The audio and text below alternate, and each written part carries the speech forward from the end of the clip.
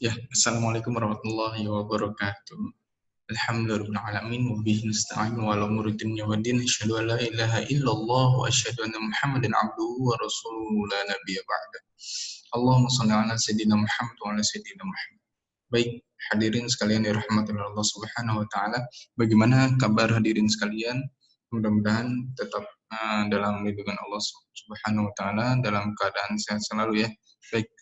Alhamdulillahirrahmanirrahim. Pada kesempatan kali ini, yang pertama-tama adalah sama-sama kita panjatkan tazkirat Allah Subhanahu wa taala, kemudian selawat besertakan salam adalah sama-sama kita sanjung sajikan, kita hantarkan kepada baginda Nabi Muhammad sallallahu alaihi wasallam. Dan mudah-mudahan kita mendapatkan syafaat di yaumul kiamat kelak. Baik. Alhamdulillah ya, pada hari ini kita melanjutkan pertemuan rutin di bulan Ramadan, agenda rutin pesantren Ramadan, yaitu tahsin ya. Nah, untuk kali ini kan kita sudah pertemuan yang ketiga ya. Ketiga, setelah terakhir itu di hari Kamis oleh Kang Yudi dengan materinya yang sudah melanjutkan lebih ke tajwid ya. Nah, untuk hari ini terakhir kita bertemu yaitu membahas tentang makharijul huruf ya, keluar tempat keluarnya huruf. Nah, untuk hari ini kita akan membahas sifatul huruf, sifat-sifat dari huruf hijaiyah. Baik.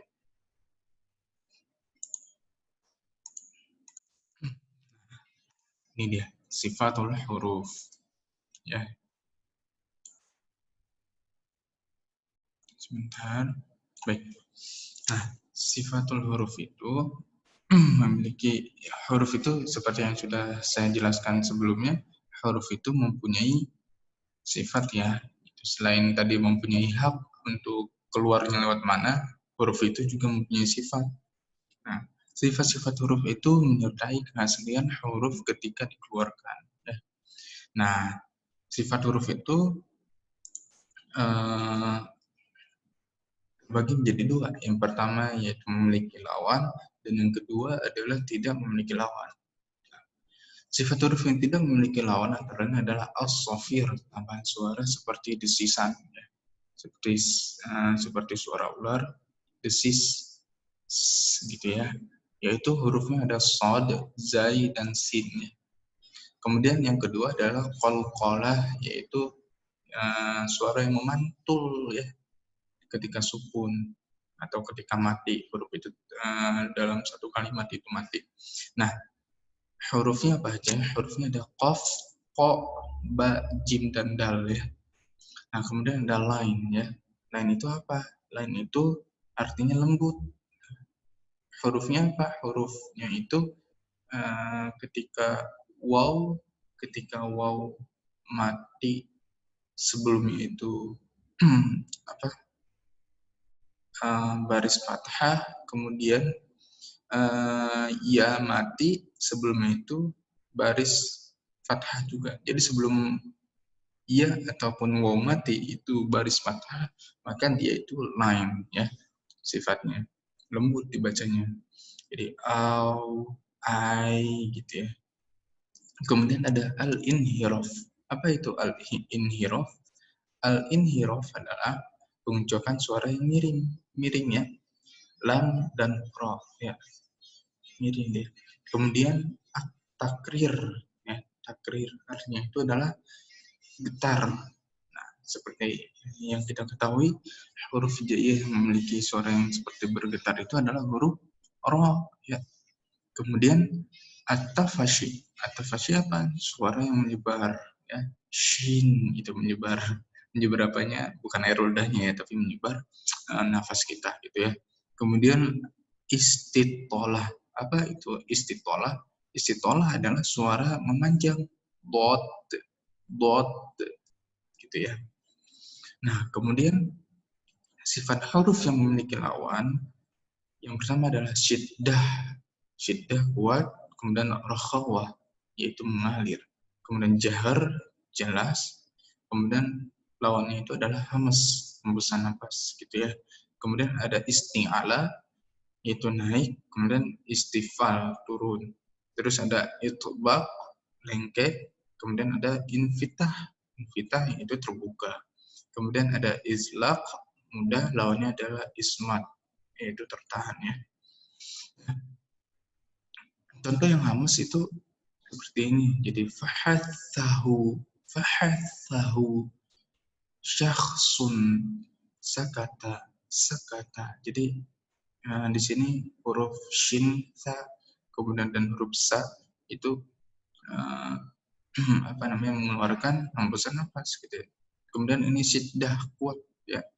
Ajid qat, ajid qatin, bakat, ajid, ajid. Nah, itu kan jelas ya suaranya. Qatin, qatin. Jelas ya. Bakat, bakat. Terus tasawud ya, tasawud. Lin Umar. Terus isti'ala. Apa itu isti'ala? Isti'ala adalah naik tadi ya. Khusson, khusson. Totin, qid. Kemudian ada itu baqo, yaitu hurufnya ada yang berupa huruf shad, dod, to, bo. Jadi yang agak manyun-manyun, ya, yang agak manyun itu namanya itu baqo. Kemudian ada idlaqo. Jadi firra min lubin ya. Jadi yang berdasar kayak gini. Nah, kemudian selanjutnya latihan pengucapan hurufnya ya. Nah, kalau hukum mati dan tanwin sudah dibahas ya sebelumnya oleh Kang Yudi. Nah, mungkin yang belum dibahas adalah tapi sebelum kita masuk ke sini seperti ini ya itunya yang tadi ya, sifatul huruf ya. Jadi huruf itu selain mempunyai hak, dia juga mempunyai sifatnya gitu ya. Nah, kalau hukum nun mati sudah dibahas oleh Kang Yudi, nun mati dan tanwin, sekarang masuk ke mim mati. Nah, sedikit mereview pertemuan sebelumnya yang dibahas oleh Kang Yudi. Jadi setiap huruf itu tadi mempunyai sifat, dan apabila dia bertemu dengan huruf lainnya itu biasanya juga ada sifat khusus gitu ya. Nah, contohnya ketika ada nun mati atau tanwin. Kenapa disebut tanwin? Sebenarnya tanwin itu sama halnya dengan nun mati ya. Jadi seperti huruf satu huruf hijaiyah bertemu dengan nun mati gitu. Sebenarnya tanwin seperti itu pada hakikatnya. Cuman dipermudah oleh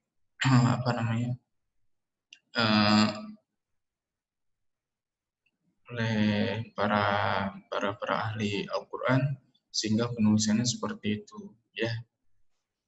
Bahkan dulu itu huruf ta yang ada titik-titiknya, huruf kha gitu ya.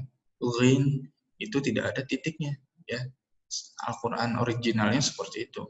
Nah, tapi dikenakan sudah ada ahli untuk mempermudah kita untuk membaca Al-Qur'an, makanya dibubuhi titik terus baris-baris fathah, dhammah, kasroh ya. Nah, untuk mempermudah kita. Nah, kemudian kemarin sempat bahas nun mati dan tanwin jika berjumpa dengan huruf hijaiyah itu mempunyai sifatnya masing-masing ya. Ada apa aja? Itu ada iqlab, idgham, ikhfa, dan idhar ya. Nah, ini total keseluruhan ini huruf hijaiyah jika berjumpa dengan mati atau tanwin gitu, atau nun mati atau tanwin berjumpa dengan salah satu huruf hijaiyah, dia mempunyai sifatnya masing-masing gitu ya, dan sudah dijelaskan di pertemuan sebelumnya. Nah, sekarang kita masuk ke hukum mim mati. Nah, seperti yang tadi saya jelaskan, kalau nun mati, kalau tanwin atau nun mati berjumpa dengan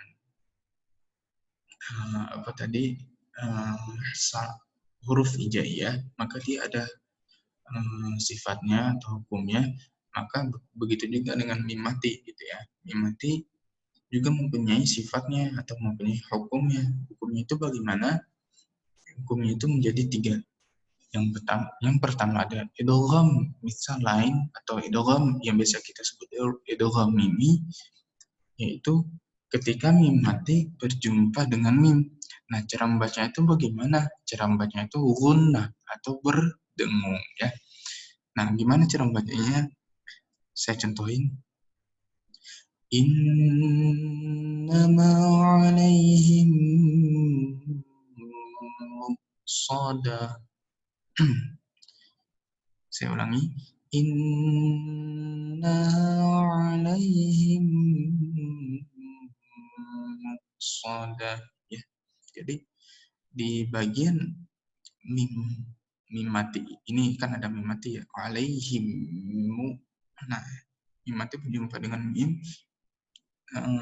Jika di Quran modern sekarang secara otomatis dia bakalan ada tasydidnya ya. Jadi ketika itu kita harus didengungkan bacaannya. Nah, kemudian selanjutnya ada ikhfa syafawi. Ikhfa syafawi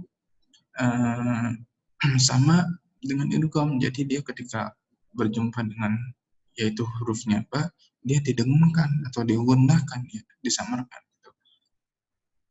Contohnya tarmihim bihijaratin min sijil. Ya, jadi kayak gitu ya. Kemudian selanjutnya ada izhar syafawi.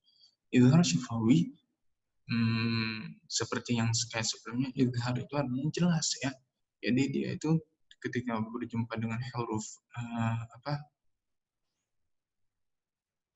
huruf hijaiyah kecuali selain daripada mim dan ba itu bacanya itu jelas ya. Nah, seperti contohnya alhamdulillahi bukan jangan digituin ya, tapi alhamdulillah. Jadi jelas ya. Kemudian selanjutnya hukum idgham ya. Jadi idgham itu sebenarnya terbagi lagi ya.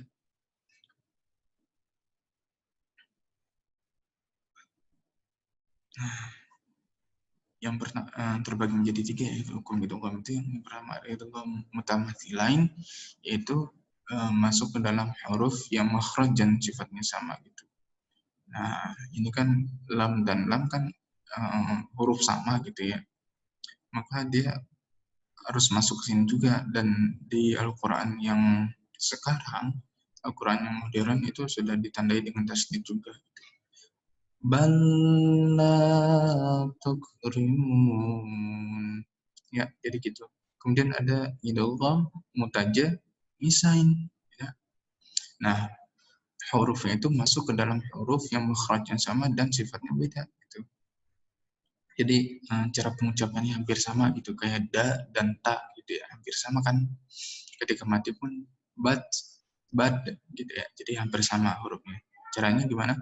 Ma'abatum gitu. Jadi dia masuk ke huruf yang selanjutnya gitu.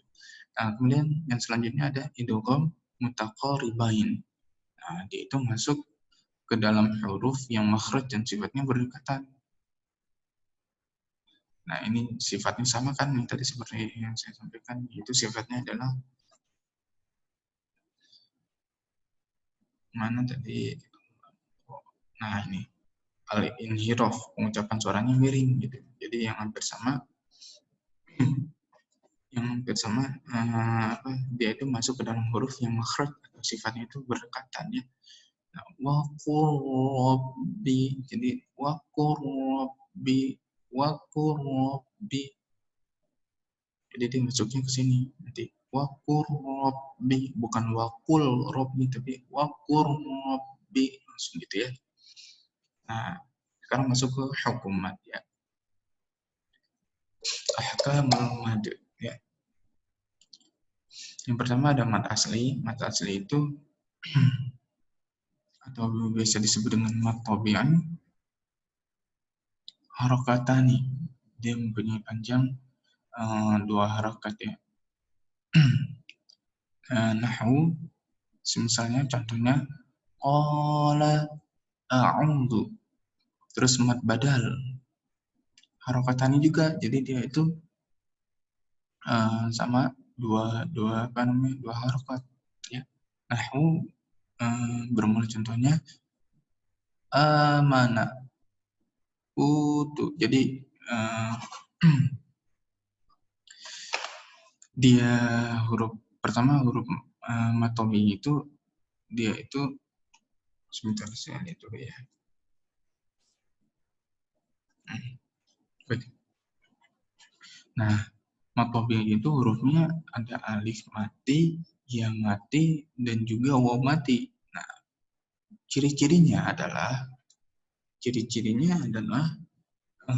sebelum alif atau hamzah mati itu di belakang itu fathah dan waw sebelumnya itu huruf dhammah dan ya sebelum itu kasroh ya.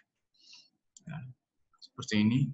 Ini ada nun waw mati, sebelum itu ada dhammah, kemudian ada alif mati, kemudian sebelum itu ada fathah. Maka itu nama matnya itu mat tabi'i.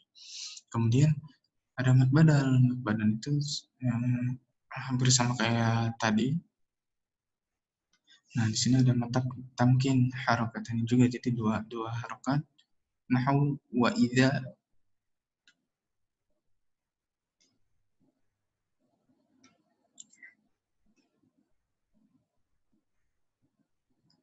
Nah, hawikum.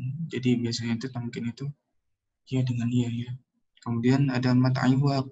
Mat iwad itu apa? Yang biasa di ujungnya itu berupa tanwin di ujung kalimat ya. Terus kita mau mengakhiri bacaan, itu maksudnya mau menjedakan ataupun mengakhiri bacaan di satu kalimat gitu.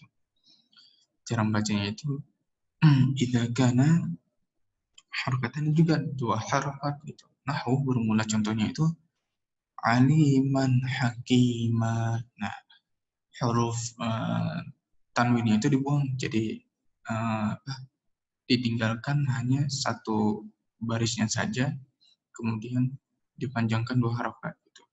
Aliman hakiman ya.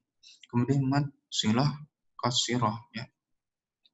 Silah kasirah itu sama harokatani indal wasal ya.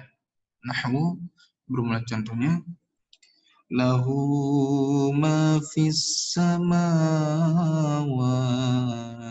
ya. Jadi dua harokat juga di lahunya itu lahu ma fis samawat ya. Nah, kemudian ada mat far'i. Far'i itu terbagi menjadi dua. Berdasarkan dengan sebabnya ya. Yang pertama ada bisa babil hamzah ya, dengan sebab hamzah, adanya hamzah. Kemudian yang kedua adalah bisa babil sukun dengan sebab sukun ya. Nah, contoh dari nah, yang disebabkan dengan hamzah itu ada pertama mad wajib muttasil ya, 4 harokat. Nahwu bermula contohnya laqad ja'akum ya, itu jadi 4 harokat. Kemudian yang kedua ada mad jaiz munfasil apabila dianya itu kosong ya, dan dia bermula dianya panjangnya itu adalah 4 harokat ya. Atau dan open harokatan. Nah, kemudian ada masilah tawiyah. Masilah tawiyah itu 4 harokat dalam wasalnya. Di sini nggak ada contohnya. Nah, kemudian bisa babi sukun. Bisa babi sukun itu dengan sebabnya sukun ya. Nah, dengan sebabnya sukun itu bisa 2, 4 atau 6 harokat ya. Terserah kita memilih mana gitu ya. Jadi bisa mad arif sukun itu biasanya di akhir kalimat atau di akhir ayat. Di akhir ayat contohnya Alhamdulillahi Rabbil Alamin. Nah, di ujung itu mim. Kemudian ada mat lain. Nah, mat lain itu yang tadi yang seperti disebutkan di slide sebelumnya, yaitu yang lembut. Sebelum waw itu ada fathah dan sebelumnya itu ada fathah juga ya. Jadi dipanjangin. Kemudian yang sukun lazim. Tadi ada sukun arid atau sukun waqfun.